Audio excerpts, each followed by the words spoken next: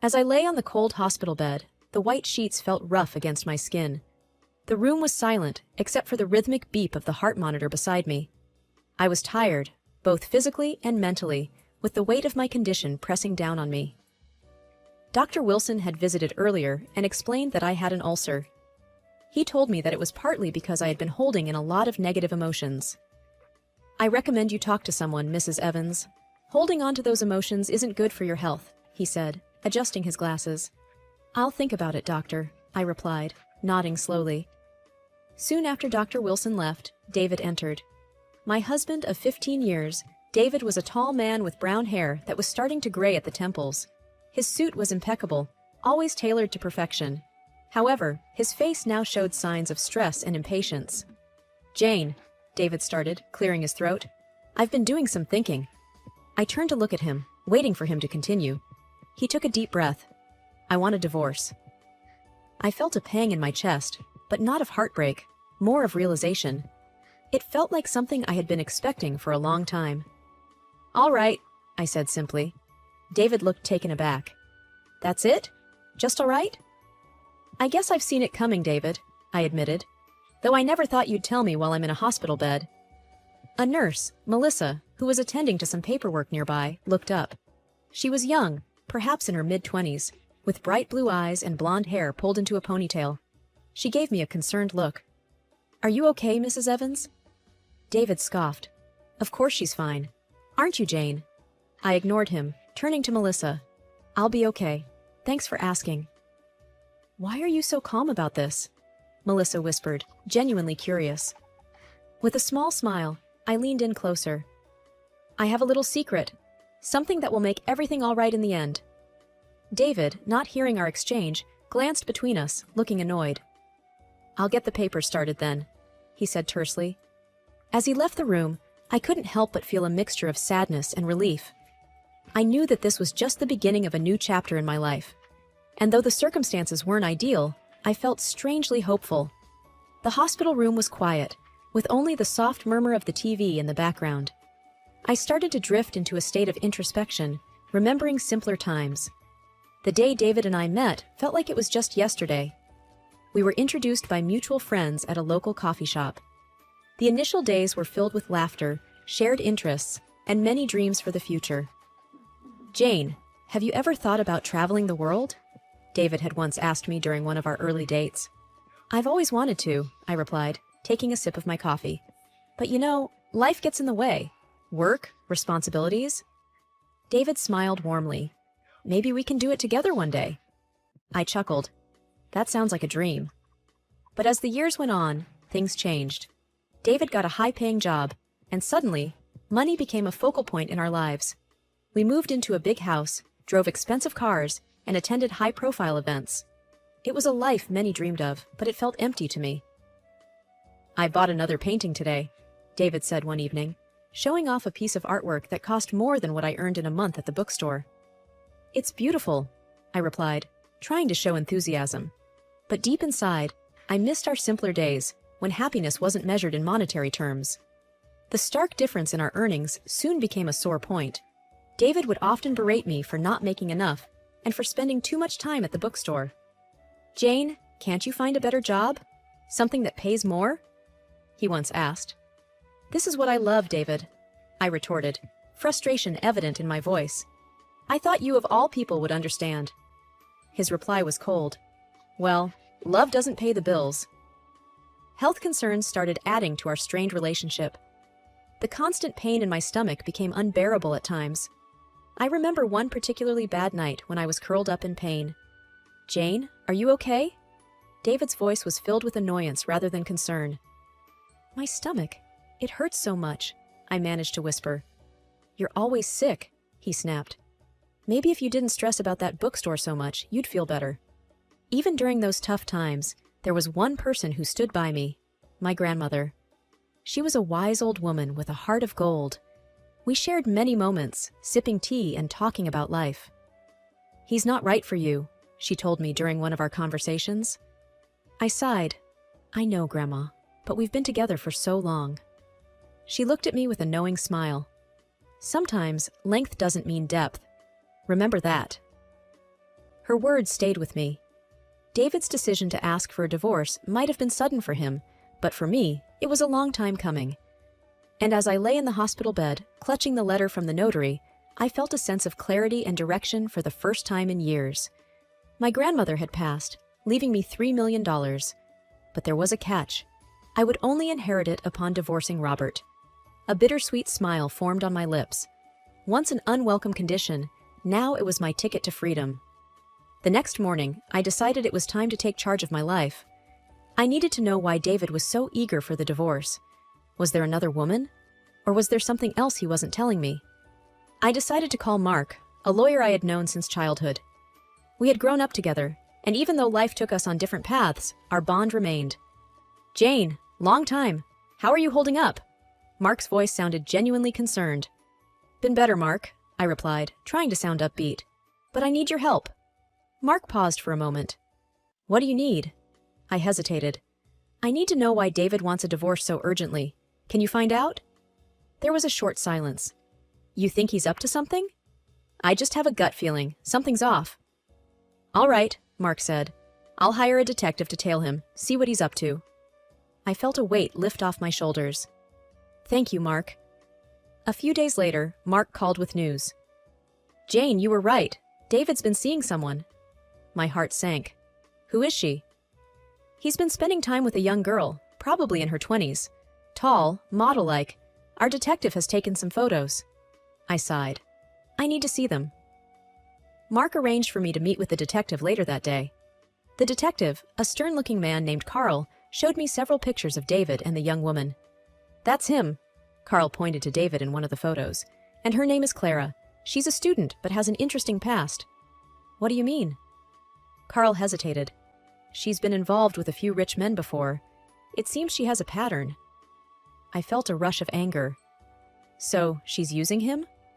Carl shrugged. "Looks like it, but there's more. We found out she's currently working for an escort service." I took a deep breath, trying to process everything. "Thank you, Carl." As I left the detective agency, a plan began to form in my mind. David wanted a divorce? Fine. But I wasn't going to let him walk away without a fight. He would regret the day he decided to betray me. The following week was a blur of hospital tests and treatments. But between the needles and medications, I had a surprise visitor, an elderly man named Mr. Graham, whom I had occasionally seen during my daily hospital walks. With white hair, a cane, and wise eyes, he seemed to be always engrossed in a book. "Hello, Jane," he greeted me with a warm smile as he walked into my room. "Hello, Mr. Graham. To what do I owe the pleasure?"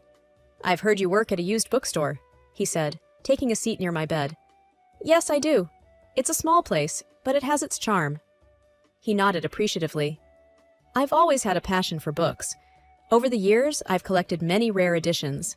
And, well, there's one particular book I thought you might be interested in." My curiosity was piqued. "Which book?" "It's an old, rare copy of Pride and Prejudice. You see, my late wife loved that book. She told me stories about her family's connection to it." I was taken aback. "That's one of my favorites. I've always wanted to have a rare edition." Mr. Graham smiled kindly. "I thought so. Well, I'm willing to sell it to you." "That's a generous offer," I said, my heart racing. "But there's a problem. I recently had some financial issues. David, my husband, took all the money from our joint account." Mr. Graham frowned. "I'm sorry to hear that, but for the book, we can work out a reasonable price, or even a payment plan." I smiled, touched by his kindness. "Thank you, Mr. Graham. I'd like that." Our chat was interrupted by a call on my mobile. It was David. "Jane, have you signed the papers yet?" he demanded. "Not yet, David. I told you, I'll do it after I leave the hospital." "Just get it done," he said irritably before hanging up. I sighed, feeling deflated. Mr. Graham looked at me with sympathy. "Relationship troubles?" I nodded. "He's eager to get rid of me." Mr. Graham leaned forward. "You know, life has a way of bringing unexpected joys even in the midst of our struggles. Perhaps this book is a small token of that." I smiled, wiping away a tear. "Thank you, Mr. Graham. You have no idea how much this means to me." As he left the room, I held the book close, feeling a strange sense of comfort. In the midst of chaos and heartbreak, this little piece of literature became a beacon of hope. After my release from the hospital, I met with Mark to strategize our next steps. The evidence against David was strong, and I was ready for confrontation. Mark handed me a file. "Everything you need is here. Pictures, documents, everything." I nodded, feeling a mix of anxiety and determination. "Thanks, Mark. I appreciate everything you've done." He looked at me seriously. "Just remember, be strong. David might try to manipulate or guilt trip you." "I'm ready," I affirmed. The confrontation was set for an upscale restaurant downtown. David had chosen the place, probably to flaunt his financial superiority. As I walked in, I saw him seated at a corner table with Clara, the young model. Her presence was unexpected, but made me more determined. David smirked as he saw me. "Took you long enough." "Traffic," I replied curtly. He gestured to Clara. "You remember Clara, my secretary?" I smiled sweetly at her. "Of course, how could I forget?" David, eager to get things underway, said, "So, have you signed the papers?" I looked at Mark, who handed over a document. David quickly scanned it, his smirk fading. "What's this?" he asked, sounding genuinely confused. "It's a demand for a significant share of your assets," Mark replied coolly. David laughed. "On what grounds?" Mark slid over the pictures of David and Clara. "On these grounds, infidelity." Clara looked horrified, her eyes darting between the pictures and David. David's face went red. "This doesn't prove anything." Mark wasn't fazed. "It's enough, and there's more." He handed over another set of photos showing Clara with different men. David looked at Clara, betrayal evident on his face. "What is this, Clara?" Clara stammered. I can explain." I chimed in. "No need. Mark already explained to me about your profession." David looked crushed. His grand plan had backfired spectacularly. I decided it was time to deliver the final blow. "Oh, and by the way, David, my grandmother passed away and left me a substantial amount. So don't worry about the dinner bill. I've got it." The look on David's face was priceless. The combination of shock, regret, and realization was almost poetic. I stood up. "This is the last time you'll see me, David. Goodbye." Walking out of the restaurant, I felt a sense of freedom I hadn't felt in years. I was finally free from David's toxicity, and it was time for a fresh start. The past few weeks after the restaurant incident had been a whirlwind of changes. The whole town buzzed with news of David's fall from grace, and the whispers and pointed fingers were unavoidable whenever he made a public appearance. One afternoon, my phone rang, displaying David's number. I hadn't expected him to call ever again. Still, out of sheer curiosity, I answered. "Hello?" "Look." David's voice was rough, almost desperate. "I need to ask you something." My defenses immediately went up. "What do you want?" "It's..." He hesitated, and I could almost picture him struggling for words. "I need a loan." I raised an eyebrow. "You want money from me?" "Yes," he sighed, his voice breaking a little. "I spent a lot on Clara, on gifts, travels, everything she asked for. Plus, there are debts I've accumulated. I thought I had it under control, but now with everything falling apart, I just need some help to get back on my feet." His confession did give me a moment of satisfaction, but I remembered how he had treated me in the past, his condescending words and attitude. "You told me once that I shouldn't spend money on myself because I'm an uninteresting woman," I said coldly, recalling his exact words. "Why should I help you now?" He was silent, likely recalling that painful memory. I waited. "I'm sorry for what I said," he replied. "It was wrong, but I really need this." I took a deep breath. "David, you made your choices, and now you have to live with the consequences. I won't help you." I could hear the desperation growing in his voice. "Please, just think about it. I'll do anything." "No," I responded firmly. "Goodbye, David." I hung up and took a deep breath, feeling the weight of the past finally starting to lift off my shoulders. I was in control of my life now, and no one could take that away from me. The courtroom buzzed with murmurs, everyone exchanging opinions and whispers, but my focus was sharp. I looked straight ahead, bracing myself for the face-off. The mahogany doors opened, and in walked David, his hair disheveled, and his face reflecting sleepless nights. He still managed to look charming, but I saw through it. Mark, my lawyer, stood tall beside me. "Stay strong," he whispered. "Today is the day we set things right." David approached hesitantly, his eyes pleading. "Can we talk? Just for a minute?" I nodded towards Mark, signaling him to give us a moment. "Make it quick." David took a deep breath. "I'm so sorry. I realize the pain I've caused. Please, can we not do this?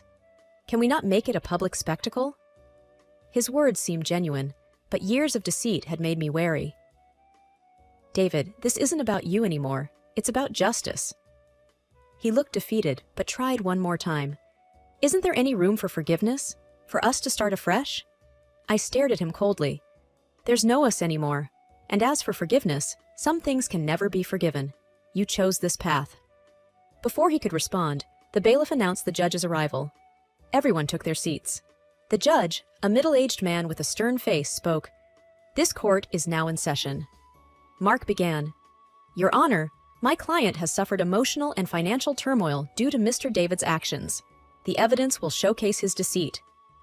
David's attorney tried to interrupt, but Mark continued, "Your Honor, we have photographs, bank records, and messages that point towards Mr. David's consistent betrayal." The evidence was presented, one piece after another, creating an irrefutable chain of David's misdeeds. David looked shattered, realizing the gravity of the situation. "Your Honor," he began, voice shaky, "I admit my mistakes, but I beg the court and my wife for leniency." Mark countered, "Mr. David is only remorseful because he got caught. Had any of these deceitful actions not come to light, he would have continued his ways." The judge, after pondering for a while, said, "Given the overwhelming evidence, this court grants the divorce. Mrs. will receive 80% of the combined assets." David was aghast. "This is extreme." I stood up, anger evident in my voice. "Extreme? Like your affairs? Or draining our accounts? Or every lie you told?" David whispered, "Please just give me a chance." I looked at him squarely. "I gave you years, David. You destroyed that chance every time." Walking out of the courtroom, Mark congratulated me. "You did great. This chapter is closed." I nodded, determined. It's time to rebuild and move forward, without him. The sun outside shone brilliantly, signaling a new dawn, and for the first time in years, I felt truly free. The sky was a bright shade of blue, and the air was fresh, with a hint of morning dew. It had been a month since the court case, and the world seemed different to me.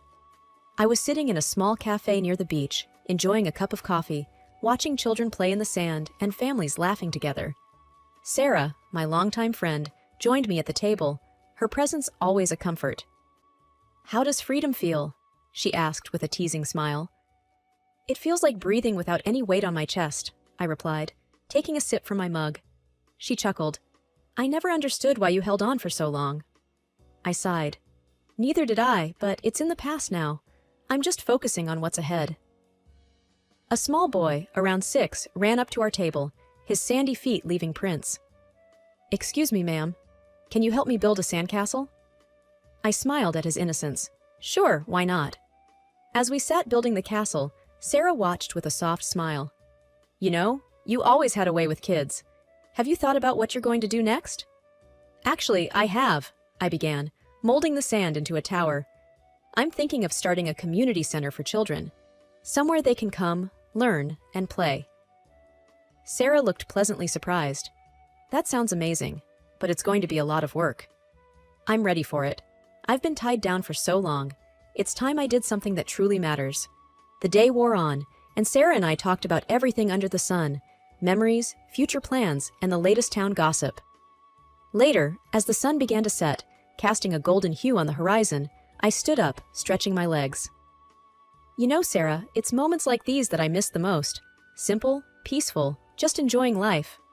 Sarah nodded. "You've come a long way." A familiar face approached our table. Mark. He looked different in casual wear, less the stern lawyer, and more like an old friend. "I hope I'm not interrupting," he said, a smile playing on his lips. "Not at all," I replied. "Have a seat." He sat down. "I was in the area and thought I'd check on you. How have you been?" "Better," I said. "Much better." Sarah, always the tease, chimed in.